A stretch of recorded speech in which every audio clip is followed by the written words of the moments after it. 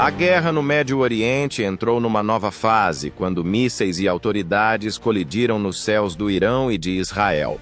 Durante 12 dias, 12 a 24 de junho de 2025, a comunidade internacional assistiu a um ataque sem precedentes à honra da Força Aérea Israelita. Ataques pontuais do Irão destruíram ou danificaram gravemente 3 caças americanos, F-35 e Adir. Este incidente tornou-se um símbolo mundialmente reconhecido da destruição do monopólio tecnológico do Ocidente. O primeiro ataque ocorreu diretamente na base aérea de Nevatim, onde mísseis Fateh-110 atingiram 2 caças enquanto estavam estacionados. Como resultado do incêndio, um avião foi completamente destruído e o outro sofreu graves danos na eletrônica de bordo.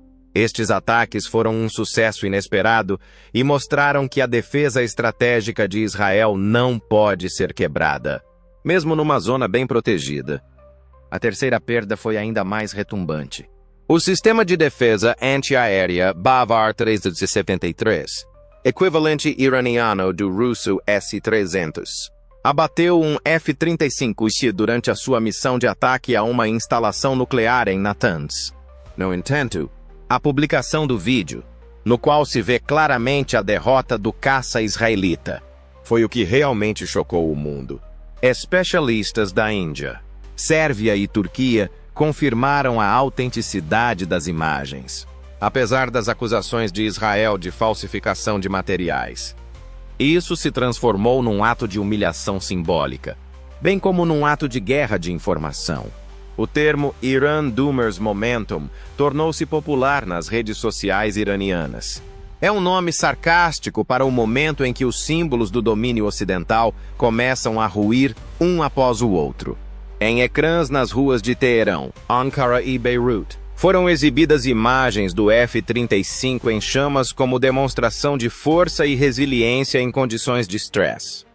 O próprio avião F-35 Adir é mais do que apenas um avião. Ele representa um enorme investimento, pressão diplomática, coordenação militar e, finalmente, uma demonstração de força. Ele é equipado com um sistema de baixa visibilidade e uma rede ativa de fase AESA, que lhe permite realizar manobras inacessíveis a outros veículos de combate. No entanto, um adversário determinado, capaz de pensar de forma assimétrica, superou todas essas conquistas tecnológicas. Analistas militares de Dubai e Damasco começaram a falar sobre o chamado mundo pós-F-35, no qual a superioridade tecnológica não é mais garantida. Em entrevista à Al Jazeera, o ex-oficial da Marinha do Azueiro, Richard Hayden, afirmou: "É um golpe para o Pentágono. O Irão não só abateu o avião, como também destruiu a reputação das armas americanas como sendo indestrutíveis. Num contexto de escalada, o Irão demonstrou mais do que uma simples derrota." O senhor Haji Zahi diz: "Estamos a agir em legítima defesa, mas mostraremos que não há objetivos inatingíveis para nós, se for necessário." No passado, essa retórica foi interpretada como blefe, mas agora soa convincente, especialmente considerando o que foi descoberto. Enquanto isso, Israel enfrentou problemas com informações. Primeiro, o serviço de imprensa do Tzahal permaneceu em silêncio. Depois fez uma declaração contraditória, afirmando que não havia nenhuma confirmação de perdas. No entanto, publicações locais, como Haaretz e Maariv, divulgaram fugas que informavam sobre investigações internas e retirada temporária de vários aviões de serviço. No entanto, o efeito moral é decisivo. De acordo com a agência Reuters, nas últimas 2 semanas, o número de pedidos de desistência do serviço nas esquadras de elite de Israel aumentou 17%. Os jovens pilotos não têm a certeza se vale a pena arriscar a vida por aviões que podem abatê-los. Especialistas em Tel Aviv reconhecem abertamente que o efeito de intimidação de Israel desapareceu. Anteriormente, os países árabes do Golfo reagiam com cautela às ações do Irão, mas agora estão a interagir mais ativamente com Teherão. Até mesmo a Arábia Saudita, aliada das EU, começou a discutir o restabelecimento das relações diplomáticas com o Irão, o que seria impensável há um ano. Washington encontra-se atualmente numa situação delicada. A administração do presidente Donald Trump compreende que envolver-se numa confrontação direta às vésperas das eleições pode causar muitos danos, apesar das declarações de total apoio ao aliado. No entanto, atrás de portas fechadas, continuam as negociações com Pequim e Moscovo devido à preocupação com a possível propagação do conflito. No entanto, na frente de batalha, tudo estava claro. Em 96 horas, 3 F-35 foram destruídos. São exatamente esses ataques que se tornam verdadeiramente estratégicos numa época em que a reputação é mais valiosa do que um míssil. O passo seguinte após a derrota dos caças israelenses foram os drones Hermes 900 e Harop. Esses drones eram considerados um dos mais avançados do exército israelense e representavam o auge do poder técnico da indústria de defesa do país. Mas em apenas alguns dias, o Irã demonstrou sua capacidade de neutralizá-los, além de ter destruído componentes importantes da doutrina de reconhecimento e ataque do Tzahal. O primeiro episódio ocorreu na região de Isfahan, em 18 de junho de 2025. O sistema de defesa aérea iraniano detectou um objeto com características do Hermes 900, movendo-se a grande altitude. Após uma breve identificação, o drone foi abatido por um complexo de mísseis antiaéreos de desenvolvimento local, provavelmente o Zulfikar 3. Em 23 de junho, um segundo incidente semelhante ocorreu na região de Khorramabad, na província ocidental de Luristan. Em ambos os casos, o Irã publicou vídeos da queda dos aviões, fazendo uma declaração sobre o fracasso das operações de reconhecimento profundo de Israel. A Elbit Systems desenvolveu o Hermes 900, que pode ser usado como plataforma voadora para reconhecimento tático e estratégico. Ele é equipado com sensores infravermelhos, radars, meios de reconhecimento de rádio e meios de guerra eletrônica, o que lhe permite permanecer no ar por até 36 horas a uma altitude de até 900 metros. Esses drones ajudaram Israel nos conflitos na faixa de Gaza e foram usados pelo Azerbaijão na guerra no Nagorno-Karabakh. A mídia iraniana orgulhosamente informa que as perdas de Israel com a derrubada desses dois drones se aproximam de 1 trilhão de rúpias, o que afetará fortemente seu orçamento e sua reputação como fabricante e exportador de armas. A perda do drone Harop, um míssil de ataque projetado como um drone kamikaze, foi particularmente grave. Em 24 de junho, ele foi detido na região de Malayara, na província de Hamadan, no Irão. De acordo com fontes militares iranianas, o drone pode ter sido lançado a partir do oeste do Iraque, ou mesmo de dentro do Irão, utilizando rotas falsas. Isto mostra que a tática israelita está a tornar-se cada vez mais complexa e, ao mesmo tempo, indica que o reconhecimento aéreo está a tornar-se cada vez menos eficaz. O Harop pode transportar uma carga de até 23 quilos e é capaz de localizar sinais de radar inimigos e destruir alvos de forma autônoma. No entanto, neste caso, foi neutralizado antes de atingir a área designada. A agência iraniana Tasnim informou que foi utilizada supressão direcionada de sinal, o que indica um progresso significativo nos sistemas de guerra eletrônica do país. O Harop é mais do que um simples drone. É uma parte importante da tática de destruição segura de Israel, na qual a aeronave escolhe o momento do ataque, independentemente da presença de um piloto. Essa tática foi demonstrada em conflitos com o Hamas e em operações no território da Síria. A perda do Harop no Irão põe em risco todo o conceito da guerra moderna à distância. Em Israel, começou um debate interno sobre estas derrotas. O Ministério da Defesa iniciou uma auditoria imediata das vulnerabilidades do sistema de controlo dos UAV. Entretanto, representantes da indústria afirmaram que as plataformas devem ser modernizadas e que devem ser procuradas formas alternativas de lançamento. A revista Yediot Aharonot publicou uma coluna na qual um ex-engenheiro da IAI reconheceu: "Nós acreditávamos que o Harop era uma arma do futuro. Mas agora, em Teherã, parece que o futuro já chegou." Resposta simbólica e geográfica. Na Turquia e no Catar, as ações do Irão foram muito elogiadas, apontando para a superioridade na resposta assimétrica. De acordo com a publicação Global Times, na China já se discute a possibilidade de cooperação com o Irão na área da defesa contra drones, o que preocupou os analistas ocidentais. Os Estados Unidos, por outro lado, continuam a fazer declarações cautelosas. A porta-voz da Casa Branca afirmou que Washington apoia o direito de Israel à autodefesa, mas não condenou as ações específicas do Irão. Isto mostra que as relações entre os aliados estão a tornar-se cada vez mais tensas, quando os fracassos se tornam demasiado visíveis e os erros custam demasiado caro. Além disso, no Irão é uma euforia. Nas ruas de Teherã, Tabriz e Qom, os carros buzinam em sinal de vitória, e os canais de televisão oficiais transmitem diariamente imagens dos Hermes e Harop abatidos. No entanto, a vitória não depende apenas da tecnologia, mas também da convicção de que é possível vencer. Apesar de tudo, se houver estratégia, determinação e tecnologia desenvolvida a nível local. O dia 24 de junho de 2025 foi um dia negro para a defesa antiaérea israelense. Por volta das 10h30 da manhã, hora local, mísseis iranianos atacaram uma estação de radar na região das colinas de Golã, que faz parte da rede estratégica de alerta precoce e é um dos pontos mais sensíveis da defesa de Israel.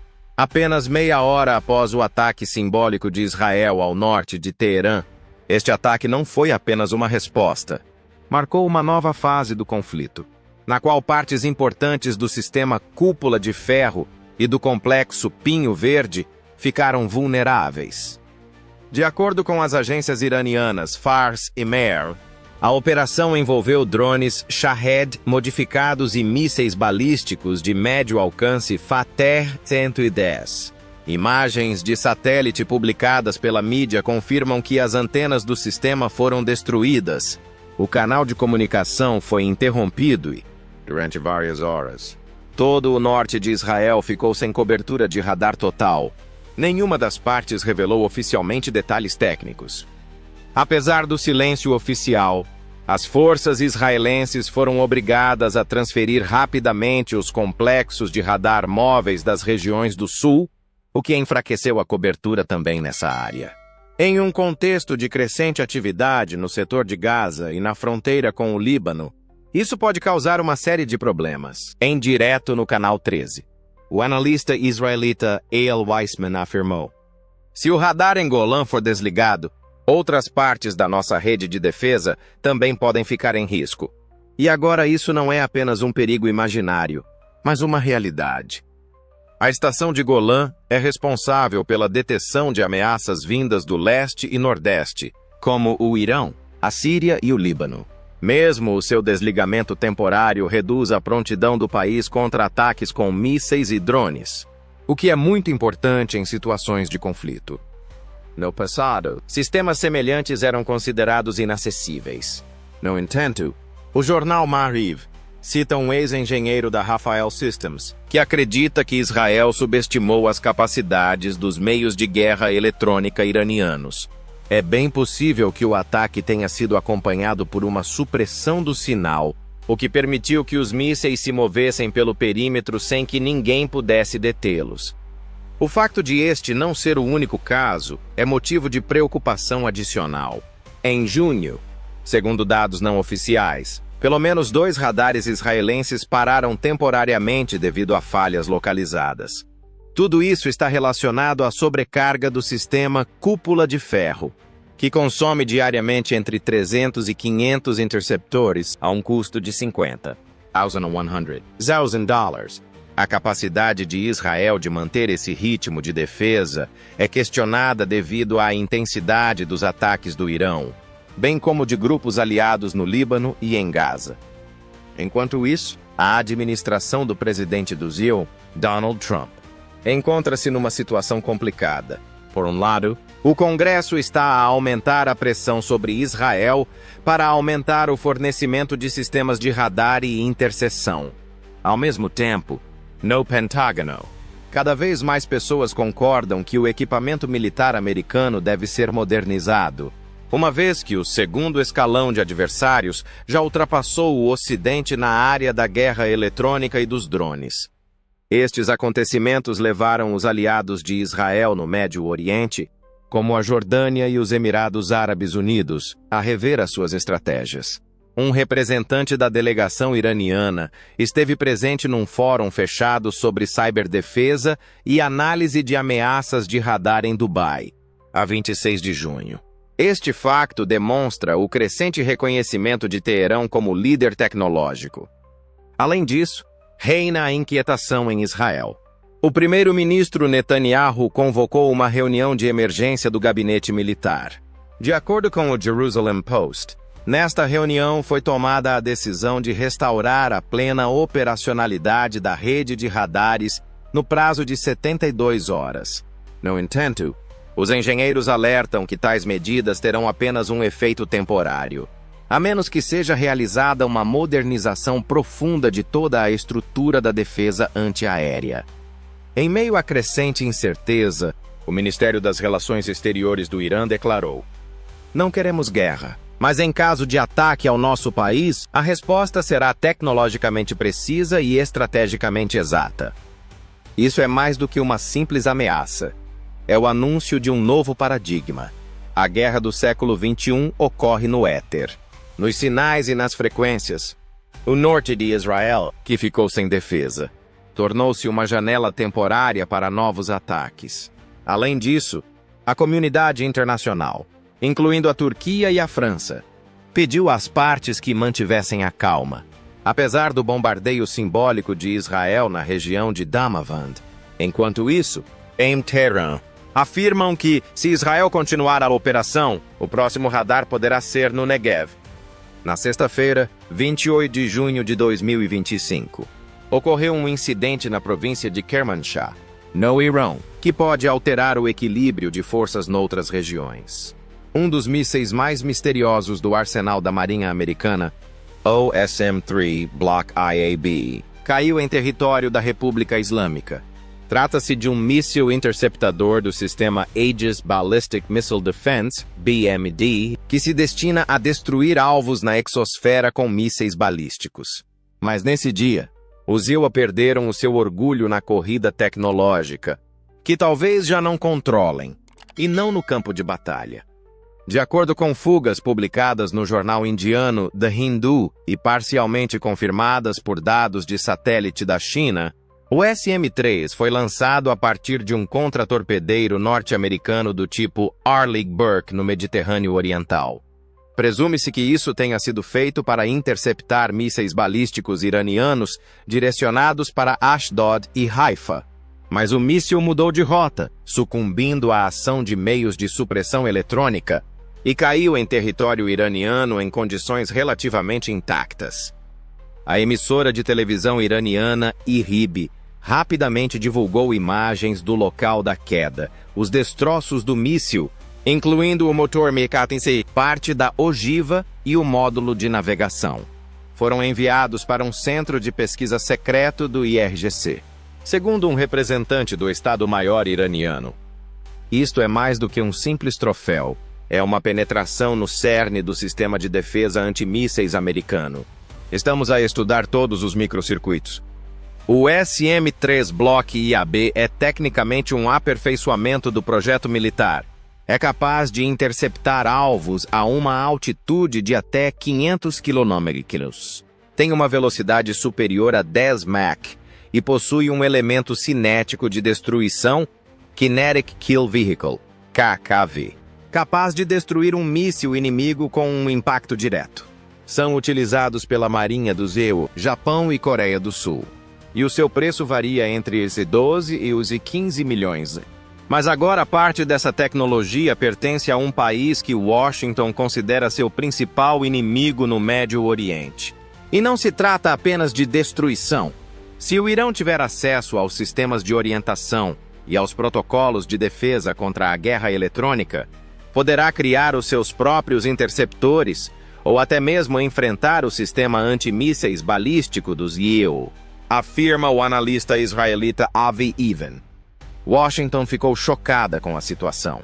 O Pentágono rapidamente iniciou uma investigação interna de todas as operações recentes do BMD para verificar o seu grau de vulnerabilidade a interferências externas.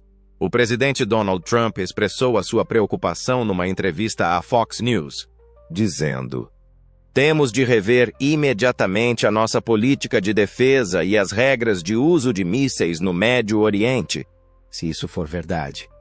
Em Tel Aviv, também não escondem o seu horror. Os serviços secretos israelitas confirmaram que o Irão já enviou partes de mísseis para a base em Parchin, que é o centro do programa iraniano de eletrônica de defesa. Se Teherão realmente realizar a engenharia reversa do SM-3, isso criará grandes riscos, pois o Irão poderá alterar seu sistema de defesa antimísseis e vender seus produtos a aliados como a Coreia do Norte e a China. Ao mesmo tempo, em Moscou e Pequim, observa-se um interesse discreto, mas evidente, pelas circunstâncias. Os tecnólogos chineses já estão a especular sobre uma possível cooperação tecnológica com o Irão, enquanto especialistas militares russos no canal Krasnaya Zvezda afirmaram que a descoberta dos princípios de funcionamento do SM-3 é um salto quântico na engenharia militar. No entanto, a questão mais importante agora é como o míssil conseguiu chegar ao Irão. A versão oficial dos Estados Unidos é que se tratou de um erro de navegação. O Irão afirma que foi o resultado de uma operação bem-sucedida de introdução de um sinal eletrônico de desvio de rota, possivelmente a partir do solo ou de uma plataforma orbital.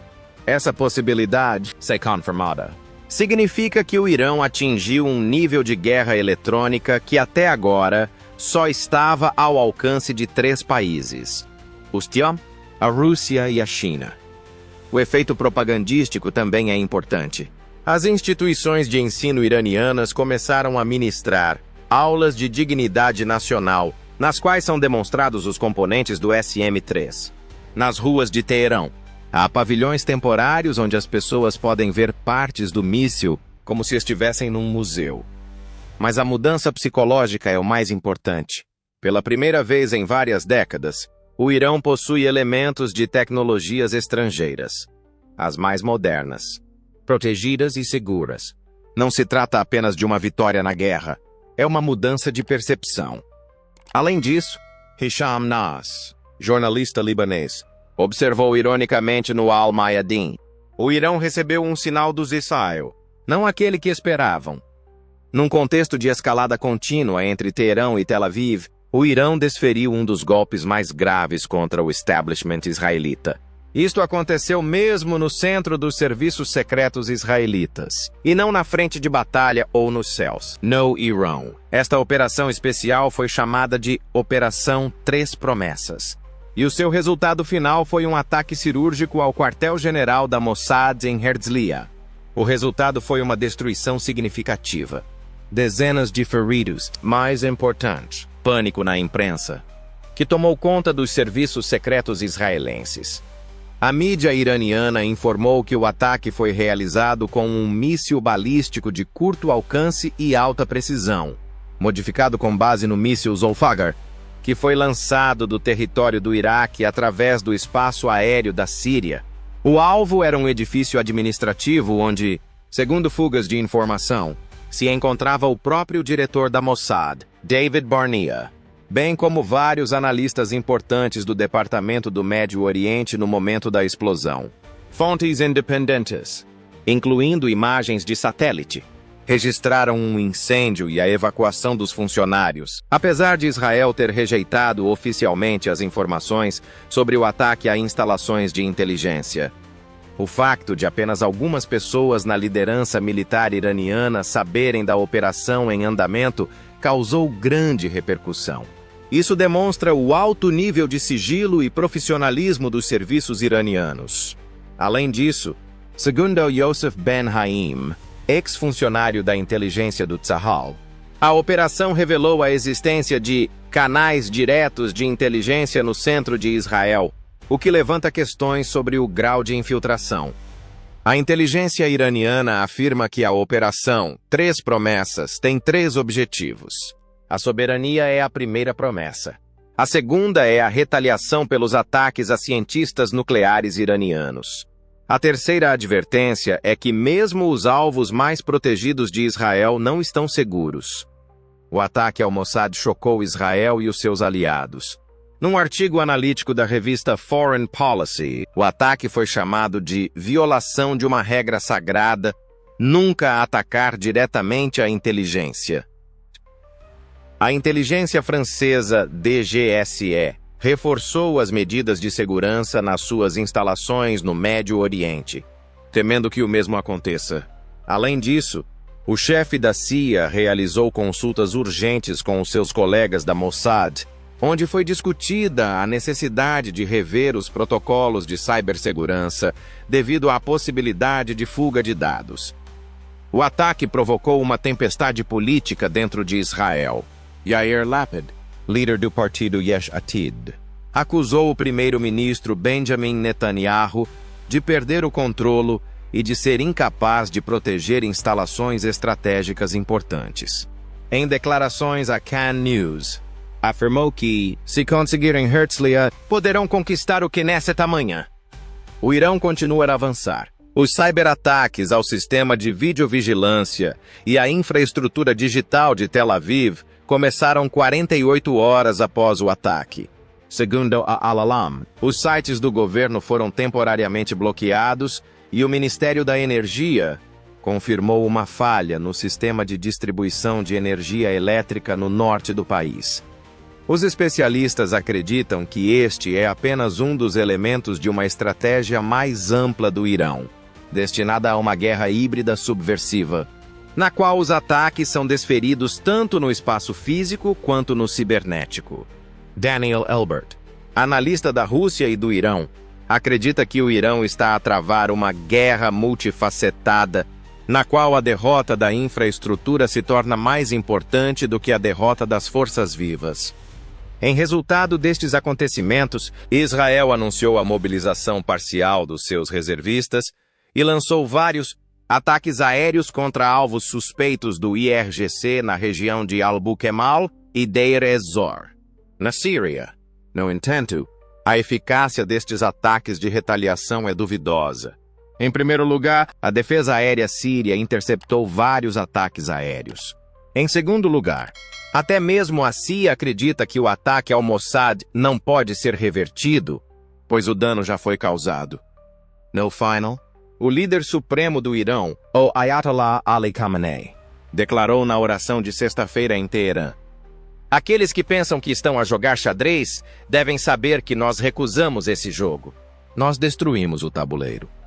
Estas palavras têm um poder simbólico que não fica atrás de um ataque real. A inteligência israelita, que já foi considerada uma das mais confiáveis do mundo, agora não funciona. O Irão também mostrou que não tem apenas mísseis e drones, mas também informações precisas sobre onde, quando e contra quem atacar. Israel sofreu perdas equivalentes a várias campanhas militares dos últimos 10 anos, em apenas 12 dias de conflito grave com o Irão. Durante as primeiras 48 horas do conflito, as operações defensivas e ofensivas custaram 725 milhões por dia, o que equivale a aproximadamente 1,45 bilhão. Mesmo para uma economia que depende fortemente dos gastos militares, essa é uma quantia enorme. No entanto, o perigo dessas perdas é muito maior do que os números, pois representam a destruição dos alicerces estratégicos da segurança israelense. O funcionamento do sistema de defesa antiaérea ocupa grande parte desse orçamento. O preço de um interceptor do sistema Cúpula de Ferro varia entre os 50s. Interceptors de classe premium, como o David's Sling e o Arrow, custam entre os 1 e 3 milhões. A estabilidade financeira de tal defesa está em grande risco devido à crescente intensidade dos ataques de Gaza, Líbano, Síria e agora, diretamente do Irão. Na verdade, Israel é obrigado a disparar milhões de dólares diariamente para manter a ilusão de controlo. Nesse momento, começou uma tempestade no mercado de ações. Nos primeiros 3 dias do conflito, o índice TA35 da Bolsa de Tel Aviv perdeu mais de 12% do seu valor. Os investidores, assustados, começaram a transferir os seus ativos para ouro e dólares. Como resultado da crescente desconfiança na estabilidade política e na defesa, a moeda nacional enfraqueceu. A revista Globes caracterizou o que está a acontecer como uma ameaça existencial para a economia de tipo militar. As empresas também estão a sofrer. A aviação civil limitou drasticamente o número de voos para a região do Médio Oriente. Em Israel, muitas grandes empresas tecnológicas, incluindo startups americanas na área da cibersegurança, começaram a encerrar as suas atividades. No Vale do Silício, surgiram propostas para a evacuação de funcionários de filiais em Haifa e Tel Aviv. Como resultado da crescente pressão econômica, o governo de Israel foi forçado a pedir ajuda financeira urgente aos Estados Unidos. Nos bastidores da Casa Branca, está a ser discutido um pacote de ajuda de emergência no valor de 12 bilhões a dólares. Mas aqueles que se opõem a essas medidas, incluindo alguns republicanos, afirmam que Israel deve lidar com as suas próprias guerras. Embora a administração Trump expresse abertamente o seu apoio a Israel, ela não busca uma intervenção militar aberta, especialmente durante o período eleitoral. Assim, a estratégia do Irã não parece apenas sustentável, mas provavelmente é o resultado de uma abordagem multifacetada intencional. A República Islâmica não só demonstra força militar, mas também utiliza um método de defesa em mosaico, que cria uma estrutura descentralizada, distribuindo centros de comando, sistemas de comunicação e complexos de mísseis por todo o território e províncias. Uma parte da defesa pode ser destruída, mas as restantes permanecem viáveis. Além disso, o Irão continua a utilizar a estratégia A2AD, que significa contracesso e recusa diária, que envolve bloquear o acesso do inimigo a áreas importantes com mísseis, drones, guerra eletrônica e ataques à logística. Israel está sob pressão constante devido ao uso de UAVs tanto taticamente quanto estrategicamente. O uso ativo de grupos proxy é um componente-chave da estratégia. O efeito de contenção por terceiros é garantido por grupos no norte, pelos Houthis no sul e até mesmo por grupos no Iraque. Consequentemente, Israel é forçado a travar combates em várias frentes ao mesmo tempo, mesmo que queira se concentrar no Irã. A situação no Iêmen agrava ainda mais a situação. Jerusalém não pode estar segura enquanto Sanaa estiver sitiada, afirmaram os Houthis, retomando os seus ataques a Eilat. Mais recentemente, o porto de Eilat foi temporariamente fechado devido a um ataque de um drone kamikaze Houthi a uma instalação civil na região do Mar Vermelho, o que levou a um redirecionamento do tráfego marítimo. Assim, Israel se viu numa situação em que nenhuma vitória pode ser totalmente concretizada. Cada golpe contra os aliados iranianos provoca novos ataques. Cada dia de guerra leva o país à falência. Além disso, o Tzahal foi forçado a agir de acordo com as suas regras, dispersas, multifacetadas, acima de tudo, exaustivas. Apesar de continuar a ser um dos exércitos mais tecnologicamente equipados da região. Enquanto isso, o desapontamento a nível internacional cresce. A União Europeia, que anteriormente se opunha à Síria, começou a expressar preocupação com os ataques a alvos civis. A China e a Rússia reforçaram as relações diplomáticas com o Irão. A ONU convocou uma reunião de emergência do Conselho de Segurança, na qual, pela primeira vez em muito tempo, foi decidido impor sanções contra Israel por exceder as medidas de autodefesa permitidas. Quando junho de 2025 chegar ao fim, será o momento do domínio unilateral de Israel no Médio Oriente. O mundo está a tornar-se cada vez mais multipolar. O Irão é mais do que uma potência regional que pode mudar as regras do jogo.